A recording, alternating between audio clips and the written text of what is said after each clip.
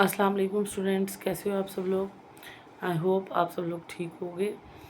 हमने class 11 zoology का third chapter start किया था, that is cell the unit of life. उसमें हमने पहले प्रोकैरियोटिक सेल के स्ट्रक्चर पढ़ा, फिर हमने यूकैरियोटिक सेल का स्ट्रक्चर स्टार्ट किया था। यूकैरियोटिक सेल के स्ट्रक्चर में हमने सेल मेम्ब्रेन पढ़ लिया था, हमने सेल वॉल पढ़ लिया था, हमने एंडोमेम्ब्रेन सिस्टम में 4 ऑर्गेनल पढ़ ली थी, फिर हमने mitochondria, chloroplast, cilia flagella,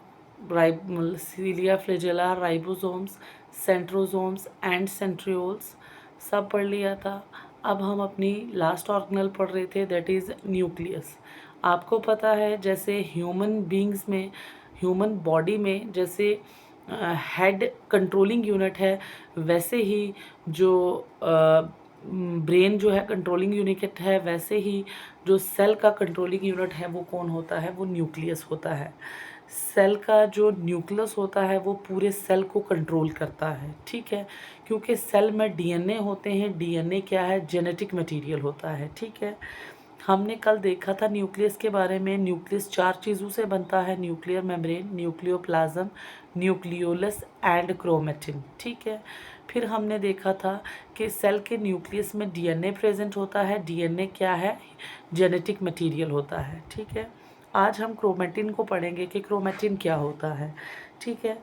chromatin मैंने कल भी आपको बताया था कि ये थ्रेड लाइक स्ट्रक्चर होता है, धागे की तरह स्ट्रक्चर होता है, जो न्यूक्लियोप्लाज्म में प्रेजेंट होता है। ये किससे बना होता है, डीएनए होता है इसमें, आरएनए होता है इसमें, पैकेजिंग प्रोटीन हिस्टोन होती हैं, नॉन हिस्टोन प्रोटीन प्रेजेंट होती हैं। ये है किसकी, क्रोमेटिन की कंपोजिशन। क्रोमेटिन को क्रोमेटिन क्यों कहा, क्योंकि इसमें एबिलिटी होती है कि ये स्टेन्ड हो जाता है। स्टेन्ड का मतलब डाई हो जाता है। जैसे आप मार्केट में दुपट्टे को डाई करवाते हो ना, वैसे ही इसको भी स्टेन किया जाता है, क्योंकि ये इतनी छोटी ऑर्गेनल्स होती हैं, इतने छोटे ऑर्गेनल नहीं कह सकते हम, सॉरी, ये इतने छोटे स्ट्रक्चर होते हैं ना कि इनको हम नेक डाई से नहीं देख सकते। इनको हम स्टेन करते हैं, फिर हम इनको अंडर द माइक्रोस्कोप देखते हैं, ठीक है। तो इनमें एबिलिटी होती है कि ये स्टेन हो सकते हैं। कौन सी डाई के साथ, ये एक डाई का नाम है, स्टेन का नाम है एसीटोकार्मीन, जिसको हम फ्यूलजेन भी कहते हैं। ये एक बेसिक डाई होती है और इससे क्रोमेटिन जो होते हैं वो स्टेन हो जाते हैं। और ये क्रोमेटिन नाम किसने दिया, ये फ्लेमिंग एक साइंटिस्ट था, उसने नाम दिया था, ठीक है। अब पहले भी बता चुकी हूँ, क्रोमेटिन एक थ्रेड लाइक स्ट्रक्चर है जो न्यूक्लियोप्लाज्म में प्रेजेंट होता है। किससे बना होता है, डीएनए से बना होता है, आरएनए से बना होता है, हिस्टोन से बना होता है। हिस्टोन को पैकेजिंग प्रोटीन भी कहते हैं, और नॉन हिस्टोन से बना होता है। अभी नेक्स्ट चैप्टर में नेक्स्ट ईयर क्लास 12th में आप डीएनए का स्ट्रक्चर पढ़ेंगे, आप जेनेटिक्स पढ़ेंगे, उसमें आपको ज़्यादा अच्छे से पता चलेगा डीएनए में का स्ट्रक्चर क्या है, आरएनए क्या है, हिस्टोन प्रोटीन कौन सी हैं, नॉन हिस्टोन प्रोटीन कौन सी हैं। अभी जितना आपके एनसीईआरटी के सिलेबस में है, मैं उतना ही पढ़ा रही हूँ, ज़्यादा डेप्थ में मैं नहीं जा रही, क्योंकि सिलेबस में इससे ज़्यादा डेप्थ नहीं है, ठीक है। उसके बाद क्रोमेटिन जो होते हैं, इनके 2 रीजन्स होते हैं। किसके बेसिस पे, एबिलिटी टू गेट स्टेन, कि इसका जो क्रोमेटिन का ये थ्रेड है ये स्टेन हो जाता है। इससे स्टेनिंग के बेसिस पे इसके 2 रीजन होते हैं, 2 एरियाज होते हैं, एक यू क्रोमेटिन, एक हेटेरोक्रोमेटिन। हेटेरोक्रोमेटिन क्रोमेटिन का वो रीजन है जो डार्कली स्टेन होता है, ठीक है, और कॉम्पैक्टली पैक्ड होता है, टाइटली पैक्ड होता है, ठीक है। और ये जेनेटिकली ट्रांसक्रिप्शनली इनएक्टिव होता है, मतलब ये ट्रांसक्रिप्शन नहीं करते। डीएनए आपको पता है डीएनए का काम क्या होता है, डीएनए का काम होता है ट्रांसक्रिप्शन करना, ट्रांसक्रिप्शन करके एमआरएनए बनाना, एमआरएनए ने ट्रांसलेशन का प्रोसेस करना होता है, ट्रांसलेशन के बाद प्रोटीन बनती है, ठीक है। अब वही प्रोटीन क्या करती है, हमारे बॉडी के डिफरेंट फंक्शंस को परफॉर्म करती है, ठीक है। अब ये हमारा जो सारा का सारा डीएनए ट्रांसक्रिप्शनली एक्टिव नहीं होता है, उसमें कुछ पार्ट होता है जो ट्रांसक्रिप्शनली एक्टिव होता है, जो ट्रांसक्रिप्शन करता है।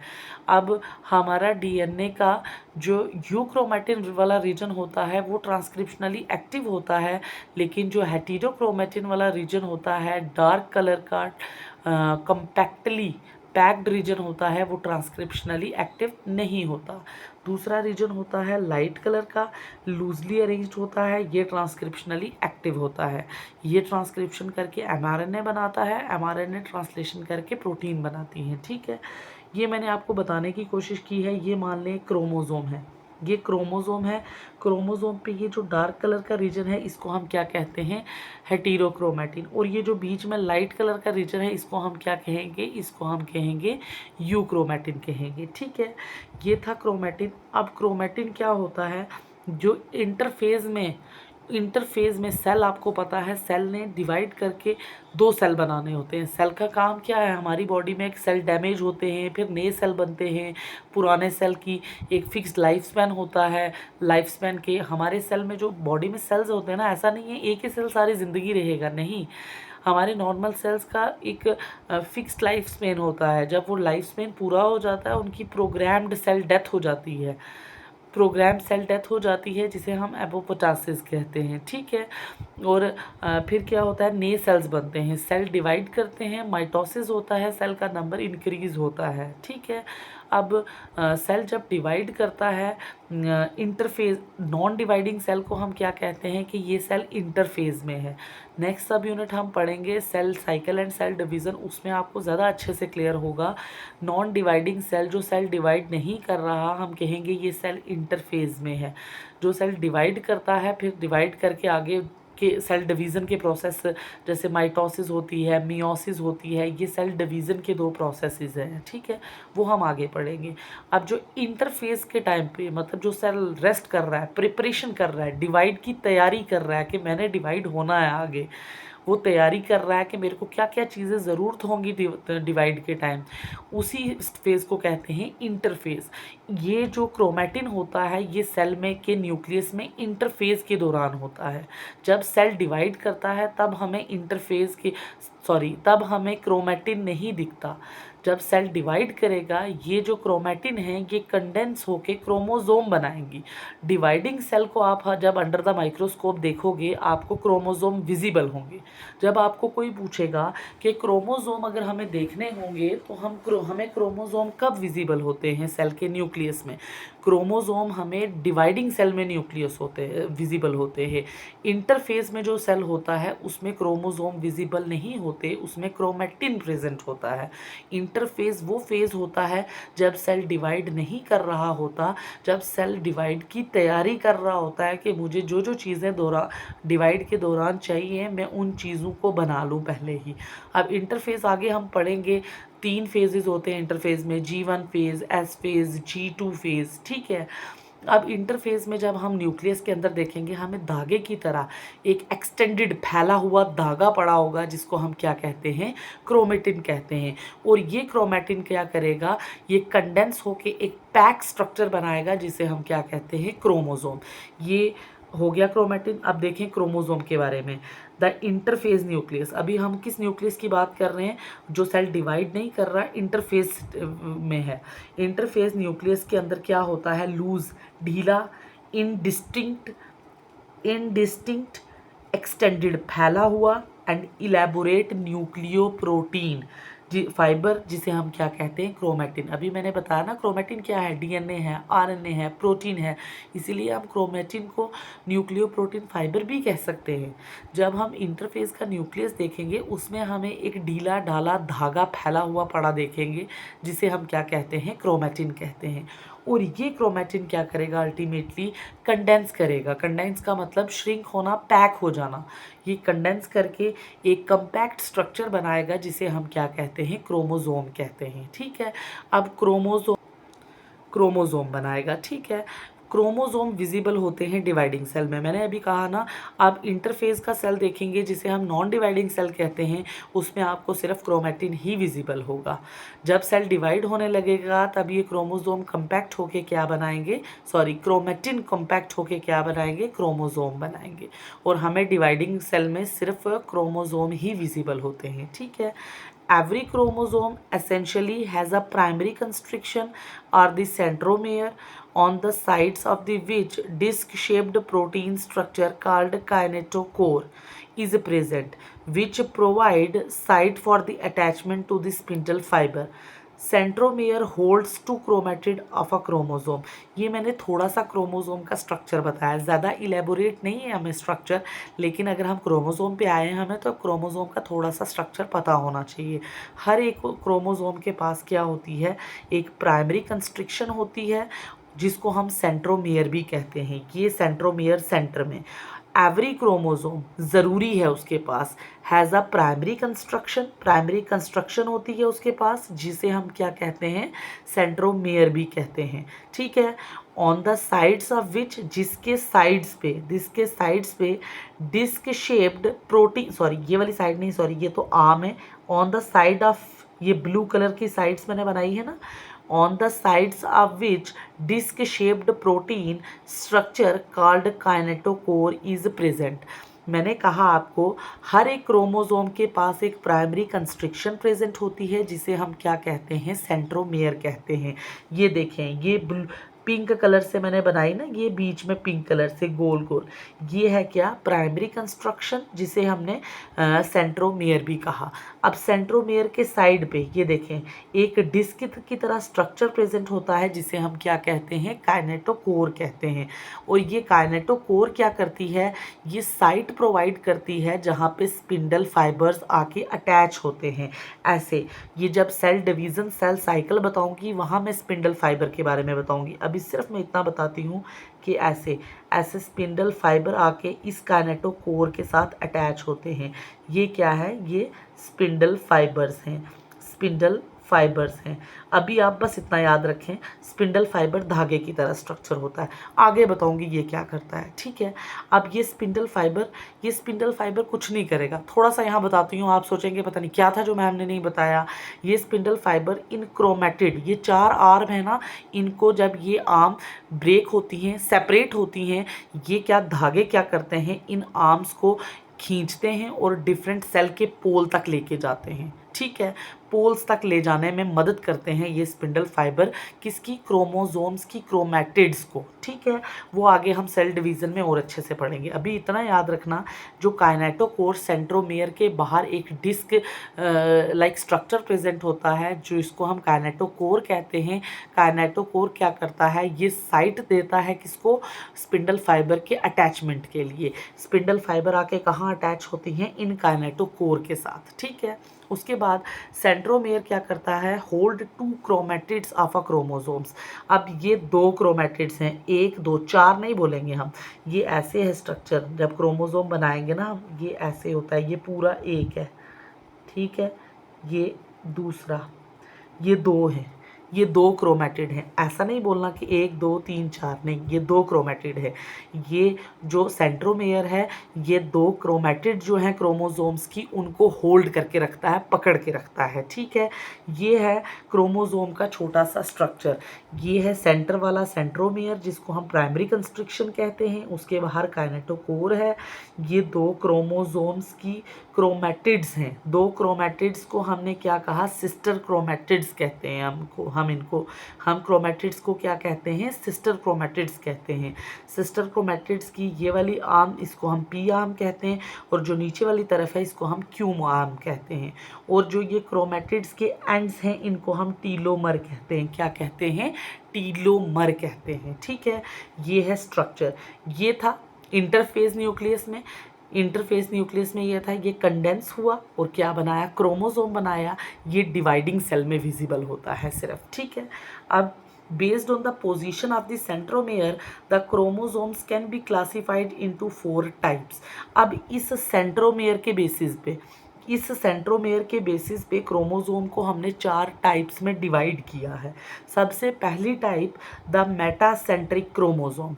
मेटासेंट्रिक क्रोमोसोम वो क्रोमोसोम होते हैं जिनमें सेंट्रोमेयर एग्जैक्टली सेंटर में प्रेजेंट होता है, और ये 2 equal arms of the chromosome बनाता है। 2 इक्वल, देखें इक्वल आर्म्स है ना, ऊपर नीचे इक्वल आर्म्स हैं, एग्जैक्टली सेंटर में सेंट्रोमेयर प्रेजेंट है। ऐसे क्रोमोसोम को क्या कहते हैं, मेटासेंट्रिक क्रोमोसोम। ठीक है। अब दूसरा है सब मेटासेंट्रिक क्रोमोसोम। सब मेटासेंट्रिक क्रोमोसोम वो क्रोमोसोम होते हैं जिनमें जो सेंट्रोमेयर होता है वो slightly away from the middle. अब मिडल से सेंट्रोमेयर क्या करेगा, हल्का सा ऊपर होगा, ऊपर या नीचे होगा, एग्जैक्टली सेंटर में नहीं होगा। और ये क्या करते हैं, जो आर्म है ये जो आर्म है इनको डिवाइड करते हैं, एक लॉन्ग आर्म में एक शॉर्ट आर्म में। ठीक है, ये देखें नीचे की तरफ लॉन्ग आर्म बन गई। आप इसको ऐसा भी कर सकते थे, ऐसा नहीं है कि लॉन्ग आर्म नीचे कोई नहीं बनेगी, आप नीचे शॉर्ट आर्म बना दें।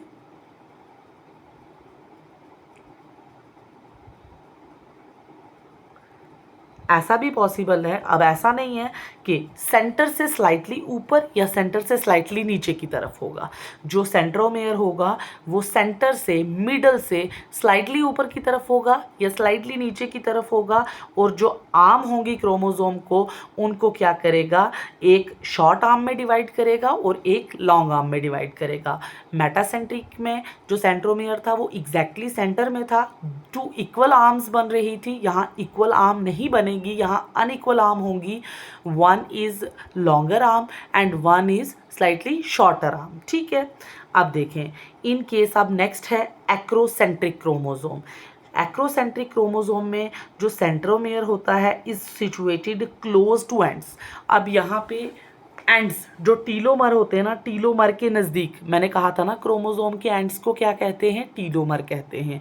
अब जो एक्रोसेंट्रिक क्रोमोसोम होते हैं इनमें सेंट्रोमेयर जो प्रेजेंट होता है वो टीलोमर के करीब प्रेजेंट होता है, एंड्स के नज़दीक प्रेजेंट होगा। ये एंड्स है ना, एंड्स के नज़दीक पे प्रेजेंट होगा। ठीक है, और ये क्या करेगा, 2 अनइक्वल आर्म्स बनाएगा। एक क्या होगी, एक्सट्रीमली बड़ी होगी और एक बिल्कुल, जो मेटासेंट्रिक में थी एक लॉन्ग आर्म बन रही थी एक शॉर्ट आर्म बन रही थी, लेकिन इतनी ज़्यादा नहीं थी। लेकिन एक्रोसेंट्रिक में एक एक्सट्रीमली लॉन्ग बनेगी और एक एक्सट्रीमली शॉर्ट बनेगी। देखें ये कितनी बड़ी आर्म बनी और ये देखें कितनी छोटी, एक एक्सट्रीमली लॉन्ग वन बन रही है और एक एक्सट्रीमली शॉर्ट बन रही है। किसमें, एक्रोसेंट्रिक में।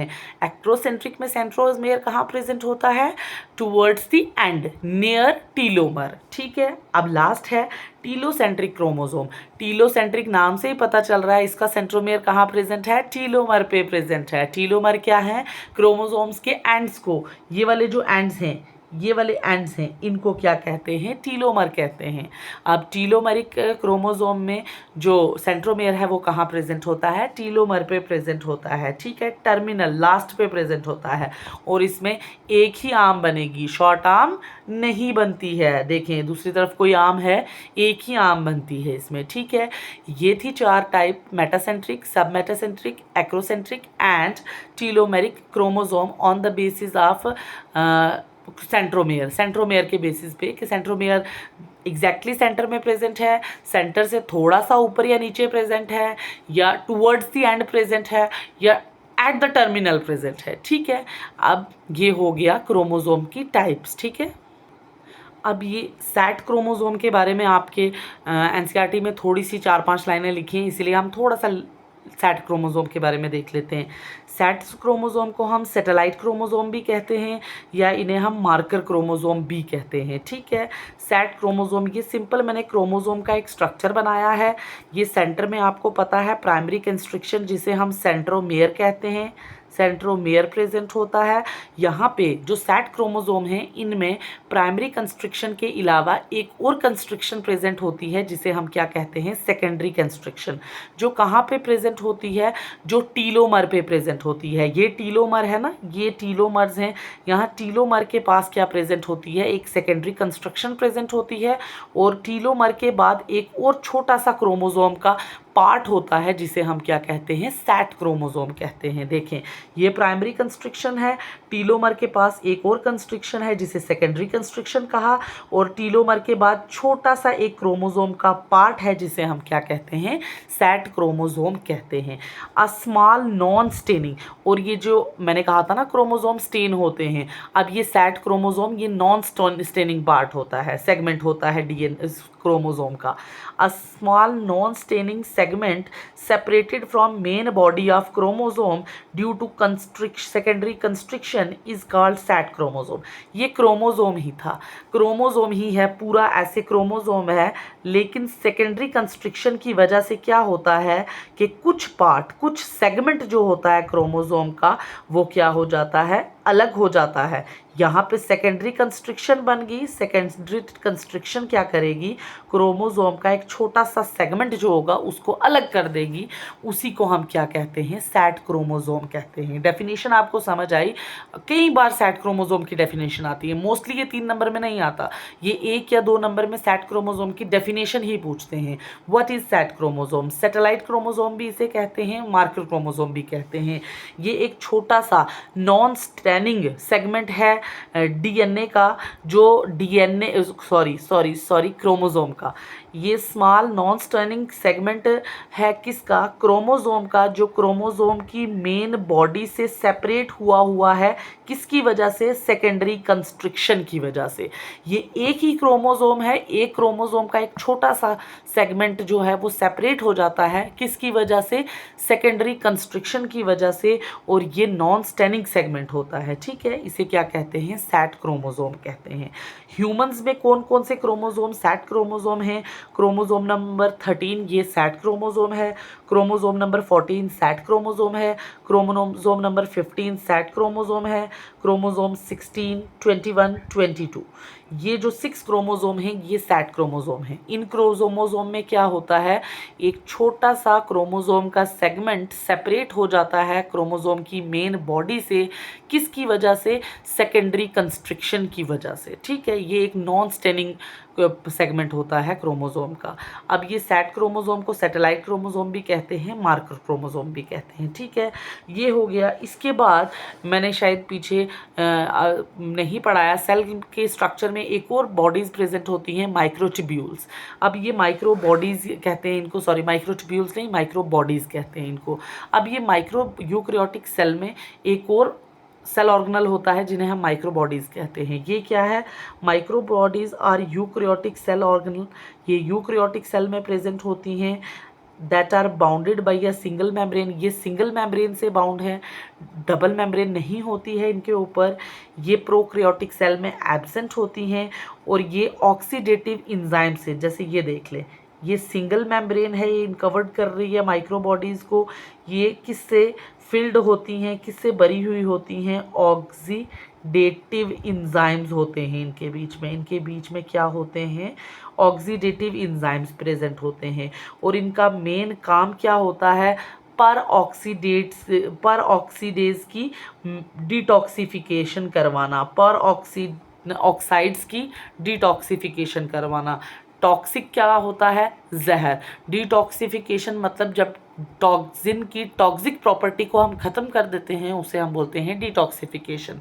ये पर ऑक्साइड्स की डिटॉक्सिफिकेशन करवाते हैं, ऑक्सीडेटिव मेटाबॉलिज्म करवाते हैं, और फोटोफॉस्फोरिलेशन करवाते हैं, ऑक्सीडेटिव मेटाबॉलिज्म करवाते हैं, फोटो रेस्पायरेशन करवाते हैं प्लांट्स में। एग्जाम्पल क्या है माइक्रोबॉडीज़ की, परऑक्सीजोम,